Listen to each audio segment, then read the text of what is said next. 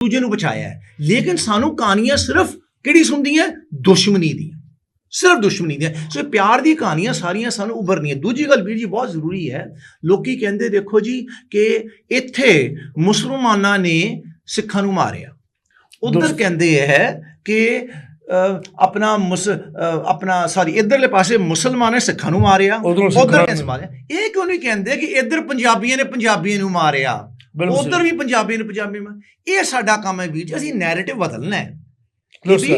ਇਹ ਪੰਜਾਬੀਆਂ ਨੇ ਪੰਜਾਬੀਆਂ ਨੂੰ ਹੀ ਮਾਰਿਆ, ਇਹਦਾ ਮਤਲਬ ਅਸੀਂ ਪਹਿਲੀ ਗੱਲ ਤੇ ਸੋਚੀਏ ਕਿ ਸਾਡੇ ਖੂਨ ਦੇ ਅੰਦਰ ਇਹ ਚੀਜ਼ ਹੈਗੀ ਹੈ, ਅਸੀਂ ਇੱਕ ਦੂਜੇ ਨੂੰ ਮਾਰ ਸਕਦੇ ਹਾਂ। ਇਹ ਬੜੀ ਖੌਫਨਾਕ ਚੀਜ਼ ਹੈ, ਇਹ ਅਸੀਂ ਠੀਕ ਕਰਨੀ।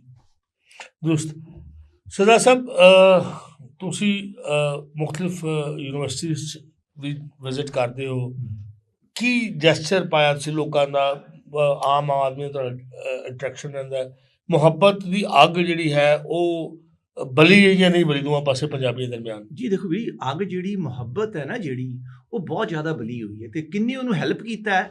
ਉਹ ਵੀਰ ਜੀ ਇਹ ਚੀਜ਼ ਜਿਹੜੀ ਮੇਰੀ ਜੇਬ 'ਚ ਕੱਢ ਕੇ ਦਿਖਾਵਾਂਗਾ, ਇਹਨੇ ਕੀਤਾ। ਬਿਲਕੁਲ।